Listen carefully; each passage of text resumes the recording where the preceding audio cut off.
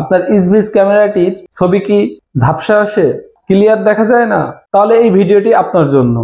চলুন আমি আপনাদের দেখাই কিভাবে আপনারা একটি সেটিং চালু করেই এই ক্যামেরাটির কিভাবে আপনারা ক্লিয়ার ভিডিও দেখবেন এবং ভিডিও রেকর্ডিং করবেন। তো চলুন ভিডিওটি শুরু করি। প্রথমে আমরা চলে আসব মোবাইল স্ক্রিনে। এরপর ইসবিস নামে যে অ্যাপসটি আছে এই অ্যাপসটি আমরা ওপেন করব। এরপর আমাদের যে ক্যামেরাটি এখানে অ্যাড করা আছে এই ক্যামেরাটি আমরা লাইভ প্লে করব। এখানে ক্লিক করার পরে উপরে একটি সেটিং আইকন দেখতে পাবেন, এটিতে ক্লিক করবেন। এরপর নিচের দিকে স্ক্রল করে দেখতে পাবেন অ্যাডভান্স ইমেজ সেটিংস, এটিতে ক্লিক করবেন। এটিতে ক্লিক করার পরে এখানে দেখতে পাবেন ব্যাকলাইট মুড, এটি যদি আপনাদের অফ থাকে তাহলে এটি অন করে দেবেন।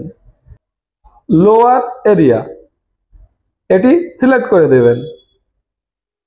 আরেকটু নিচের দিকে স্ক্রল করে চলে যাবেন।